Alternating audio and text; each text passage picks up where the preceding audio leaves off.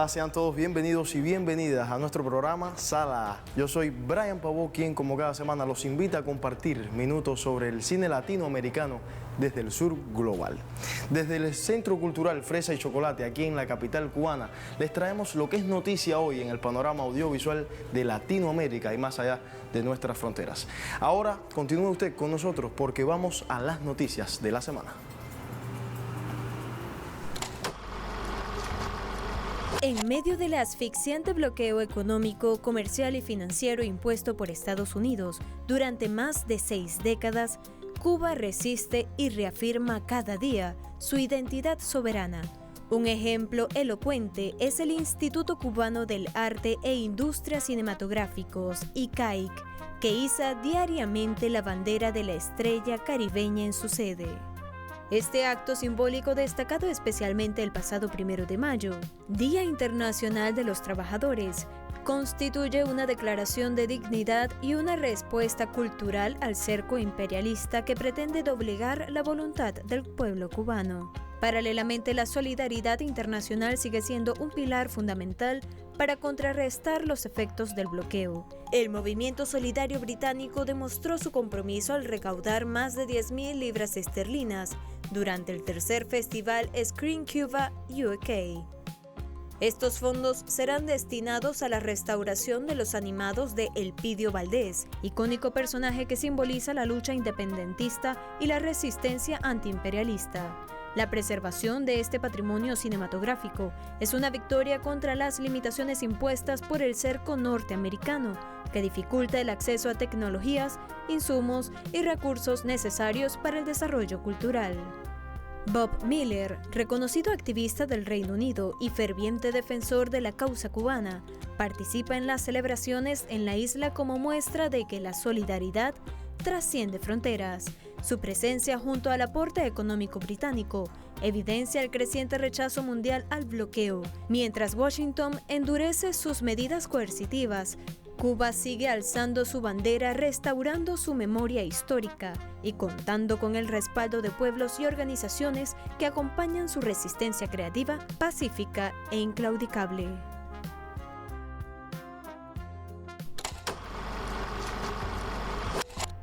La reconocida actriz británica Jacqueline Bisset generó un profundo debate en la industria del entretenimiento tras pronunciar una fuerte reflexión sobre el papel del arte en medio de las crisis globales. Durante una reciente aparición pública, la intérprete aseguró que hay tanto dolor en el mundo que hablar de cine le parece irrelevante. Con esta declaración, Bisset expresó su preocupación directa por los genocidios, las ocupaciones fácticas, conflictos bélicos y la crisis migratoria que afectan a millones de personas a nivel mundial. La actriz cuestionó la superficialidad de la industria cinematográfica ante la magnitud de las tragedias humanitarias actuales, invitando a sus colegas y al público a redirigir la atención hacia las verdaderas urgencias internacionales. Sus palabras resuenan en un contexto donde múltiples figuras del séptimo arte han comenzado a utilizar sus plataformas para exigir políticas de protección para los refugiados y el cese de crímenes y hostilidades. La postura de la veterana actriz reabre el debate sobre la responsabilidad social de las figuras públicas y el límite entre el entretenimiento y la empatía frente a la realidad. La Academia de Hollywood ha anunciado una revisión histórica de sus normas de participación vigentes desde hace más de 90 años en el caso de las categorías de interpretación. Por primera vez desde la década de 1930, se elimina la prohibición que impedía a un actor o actriz competir 2 veces en la misma categoría en un mismo año. En paralelo, la Academia cierra la puerta a la inteligencia artificial. Solo podrán optar a premios de actuación y guión aquellos trabajos realizados por humanos con consentimiento expreso, una respuesta directa al avance tecnológico. Pero el cambio más disruptivo afecta al cine internacional. A partir de la edición 99 en 2027, varios filmes de un mismo país podrán postular al Oscar. El premio ya no pertenecerá al país, sino a la película, su director y su equipo creativo.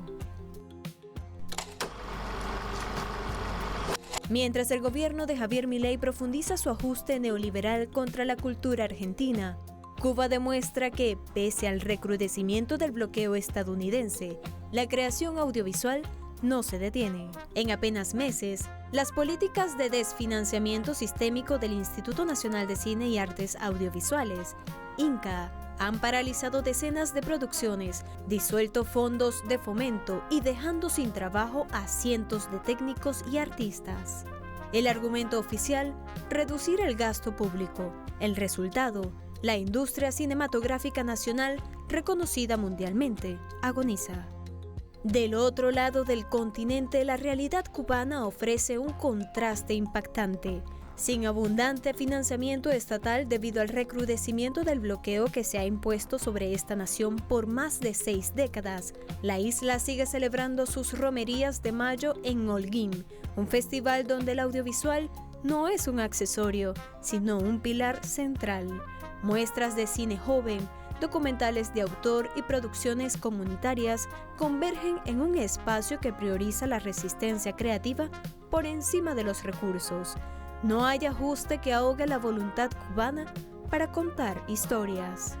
Milei apuesta por un mercado como único mecenas. Cuba apuesta por la comunidad como sostén. Mientras Argentina desmantela su cine, las romerías demuestran que la cultura, cuando es política de Estado y pueblo, sobrevive incluso al bloqueo más feroz.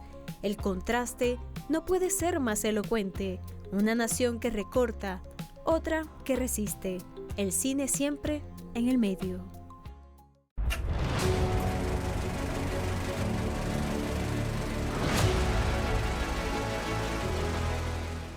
Un poeta. La ópera prima de Simón Mesa Soto es un drama-comedia filmada íntegramente en Medellín y rodada en formato de 16 milímetros, una apuesta estética que refuerza su carácter artesanal y sensible. Soto dirige, escribe y coproduce el proyecto, consolidándose como una de las voces independientes más destacadas del cine colombiano emergente. El proceso de casting, dirigido por John Bedoya, es uno de los pilares de la producción. La película combina actores de formación y experiencia con un grupo de personas que nunca habían estado frente a una cámara. Esta heterogeneidad dota a la obra de una autenticidad única, al retratar la mentoría de Óscar Restrepo, interpretado por Uweimar Ríos, un poeta fracasado y alcohólico, hacia una joven promesa de la escritura. La película surgió precisamente de esas frustraciones a la hora de hacer cine y arte en general. Yo había hecho una película previa que se llamó Amparo, y el proceso fue duro, a pesar de que es muy bello. Yo terminé mi primera película en la pandemia y tuve que guardarla, pero quería reconectarme como con la belleza de la creación del cine. Quise hacer algo como que disfrutara mucho hacer y que hablara de mí mismo, como ponerme un espejo yo mismo y reírme como de esto que es hacer arte. Técnicamente, el filme se desarrolló en locaciones reales de Medellín, con un cuidado especial por la textura visual que ofrece el celuloide de 16 milímetros. La producción logró un notable impacto. En solo 2 meses en cartelera superó los 200.000 espectadores, récord para la película neogranadina. Además, un poeta obtuvo el premio especial del jurado en el Festival de Cannes 2025. El premio Horizontes Latino en San Sebastián y el galardón a mejor actor para Uweimar Ríos en Biarritz, y el Gouna consolidando su éxito tanto en realización como en recepción crítica y comercial. A continuación hacemos una pausa, usted no se aparte, porque al regreso estaremos conversando desde aquí, desde nuestro set de grabación, con Rey Gesa, joven actor cubano que pudimos disfrutar en la telenovela cubana Regreso al Corazón y en la obra Requiem por Yarini. A la vuelta estaremos con más de Sala.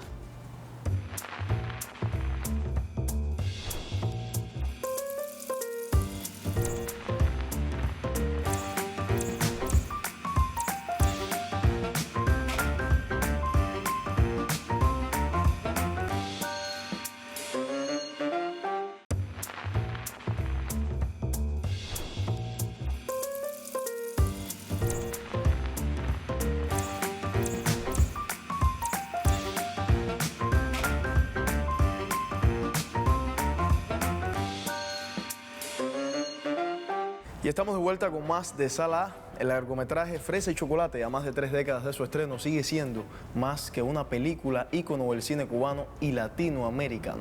Todavía esta historia que surgió del libro El Lobo, el Bosque y el Hombre Nuevo se adapta a nuevos formatos y a nuevas realidades, buscando además otras formas de ser contada.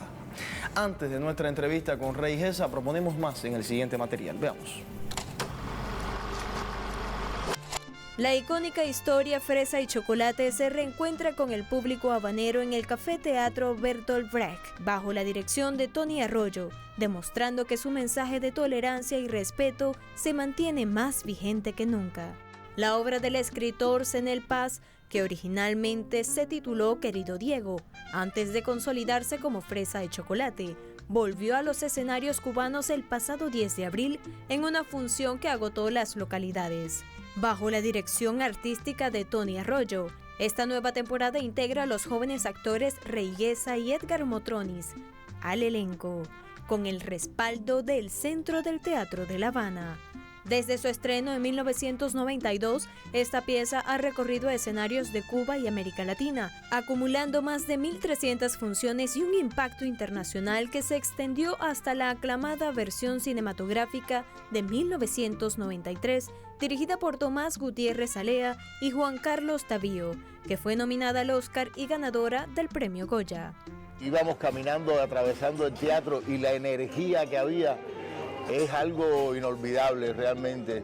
El texto, que aborda temas como la diversidad sexual, la libertad de pensamiento y la amistad por encima de las diferencias ideológicas. La historia narra el encuentro en la heladería Copelia de La Habana entre Diego, un artista culto y homosexual, y David, un joven estudiante de sociología con profundos prejuicios, quienes terminan forjando una inesperada amistad. Que en la película no solo se identificaron los reprimidos, sino los represores. La incorporación de Rey Gesa al montaje representa una apuesta por el talento emergente de la isla. El actor Cienfueguero, quien actualmente cursa el 3er año de actuación en la Universidad de las Artes, ha demostrado su versatilidad al formar parte de montajes como Requiem por Yarini junto al grupo de teatro El Público bajo la dirección de Carlos Díaz, así como en El Mercader de Venecia con Perséfone Teatro. Y sí, lo decíamos hace unos minutos, hoy estaremos conversando con Rey Gesa, actor cubano que ha interpretado varios papeles en teatro y también en la telenovela Regreso al Corazón, que pudimos ver aquí en la televisión cubana. Hoy estaremos conversando con él sobre la obra de teatro que están realizando aquí en la capital cubana, Fresa y Chocolate. Sí, la verdad es que es un reto porque ya está el estándar muy alto por esta gran película que interpretó Perro Gurría, el personaje de Diego, y Vladimir, el de David. Y pues sí, el proceso de estudio y de descubrimiento del personaje, sí, no te miento que en ciertos aspectos me basé en el David de Vladimir, pero evidentemente cuando tú vas a ver la obra de teatro, tú ves y tú dices, no, hay muchas cosas de no tiene nada que ver, al menos desde mi perspectiva. Sí puede ser que tengamos semejanzas quizás en esto de las características de lo que era el ideal del hombre nuevo, que fue un ideal que se planteó, pero a mi entender nunca llegó como que a ejercerse, como hacer algo, se quedó más como un ideal, Y pues sí me basé mucho en lo que era ser el hombre nuevo, que David no lo era, ojo. David se regía por Miguel, que era su mejor amigo, que era el otro militante comunista que sí era más como el hombre nuevo. Está muy bien caracterizado en esta película y él como todo el tiempo trata de ser lo más semejante a ese hombre nuevo. Pero después se da cuenta de que no, de que todo era como una gran parafernaria y decide ser el mismo. Y de eso va la película. El público lo ha aceptado muy bien, quiero decirte, porque se siguen tocando temas en esta obra de teatro escrita antes de la película, estrenada en el 93, y se siguen tocando esos mismos temas y son temas que siguen chocando en la sociedad aún hoy en día. Y es bueno, y el público lo acepta, el público se ríe, lo disfruta y dice, sí, eso sí pasó, y el público se sabe los textos y dice los textos junto con nosotros, se ríen, lloran. y pues sí, es muy bonito y muy necesario a la vez para la sociedad. Desde mi punto, el yo irme al teatro, a hacer teatro, es necesario a la vez porque el teatro es la mata. Si tú logras estar bien en una obra de teatro, luego vas a la televisión o al cine y te puede ser más cómodo, te puede ser más factible. Y el teatro va más allá de solo sentir un sentimiento de un personaje. Se trata de sentir el teatro. Es un poquitico quizás extrapolado, como dices tú, pero sí, y es necesario. Y las redes sociales son un apoyo total, porque por las redes sociales está la juventud que necesita ir al teatro, juventud que necesita ver esa obra de teatro, juventud que no conoce esta película, juventud cubana que ignora por completo el cine. Y tú por ahí puedes, el cine, el teatro y la televisión también incluso. Y tú por ahí puedes ya, por las redes sociales, que es lo más cercano que tienes, puedes irlos infiltrando a estas ramas de la actuación. Ahora nos vamos a una pausa y a la vuelta continuamos nuestra conversación con Rey Gesa para las recomendaciones de la semana. Usted continúe con la señal de Telesur.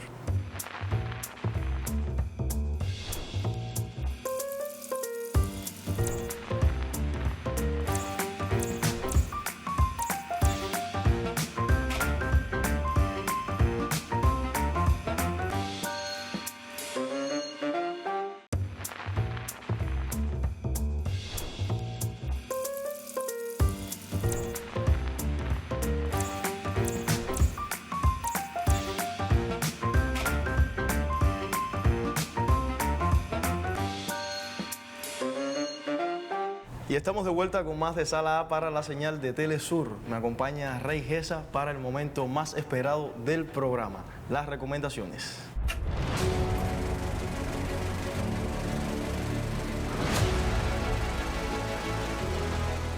Y bueno, Rey, vamos a las recomendaciones de la semana. Esto es una dinámica muy difícil para nuestros invitados porque tienen que entre tantas obras decidir cuál recomendar a nuestra teleaudiencia. Y vamos a comenzar por los documentales. ¿Cuál es ese documental que recomiendas a la audiencia ver esta semana? Documental, bueno, te puedo recomendar el documental de Virunga, que es de un grupo de personas que arriesgan su vida para salvar a los últimos gorilas que quedan en la montaña. Es un documental muy interesante y me gustaría que las personas lo vieran. Serie de televisión que nosotros los jóvenes tanto vemos.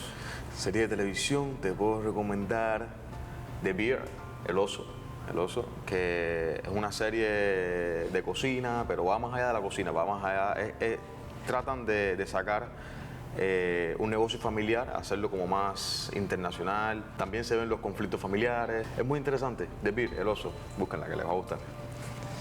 Nos vamos a la última recomendación. Okay. La película. La película te puedo recomendar El Menú, que la vi hace poco, El Menú, que su director es Mark Millot. Solo les puedo decir que es un chef en una isla remota que cocina comida exótica de primera clase, muy cara, y tengo que dejarlo ahí porque El Menú merece ser vista obligatoriamente. No se puede contar. Bueno, hasta yo la voy a ver, no la he visto.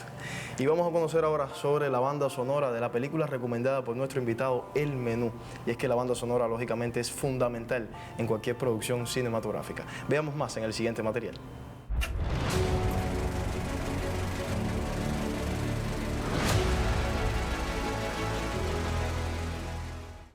La película El Menú de Mark Millot es un festín de terror al servicio de la crítica social. La partitura de Stetson funciona como su mejor vino, a veces ligero y juguetón, a veces pesado y opresivo, pero siempre perfecto. El compositor, famoso por su inquietante trabajo en Hereditary, construye un universo sonoro que es tanto una elegía clásica como un desastre moderno en cámara lenta. Desde los abrasivos compases del tema de apertura, All Aboard, donde un duelo de maderas de dedos rápidos se encuentra con violines abismales, la tensión es un ingrediente más del menú. Stetson va más allá de la fanfarria tradicional, como él mismo admite, incluyó elementos culinarios literales en su composición, utilizando vasos afinados, ollas y sartenes para crear una estructura rítmica y muy puntiaguda, que mantiene la coherencia de una trama propensa a volverse un collage de género. El resultado es una partitura llena de contrastes, momentos de cuerdas punzantes y percusión que parecen tenedores chocando contra un cajón metálico, coros masculinos asombrados y disonancias electrónicas que reflejan la locura del desenlace. Los inquietantes y repetitivos patrones de Stetson convierten el banquete en una sentencia de muerte. Hacia el final, cuando Marcotte huye y el restaurante arde, la música se apaga. Colin Stetson no solo ha acompañado la imagen, ha sido el hambre y el incendio. El compositor Colin Stetson demuestra que la alta cocina y el horror pueden compartir un mismo latido rítmico. Bueno, Rey, muchas gracias por haber estado con nosotros aquí en Sala A para la señal de Telesur. Muchísimas gracias a ti, Brian, siempre, y a Telesur por haberme dado la bienvenida aquí al programa. Siempre la tienes y bueno, podemos conversar en un futuro sobre otras cuestiones. A ustedes gracias por sintonizarnos, nosotros nos reencontraremos la próxima semana a la misma hora con más historias del cine, de la vida y algo más. Usted recuerde suscribirse a nuestro canal de YouTube, síganos en Instagram también, ahí podemos conversar sobre futuros invitados. Hoy le envío un saludo a Daniel Vicentín, quien nos sigue desde Argentina, también a Fabio Díaz desde Colombia. A todos muchas gracias por vernos. Nos vemos la próxima semana. Yo soy Brian Pavó y esto fue Sala para Telesur. Gracias.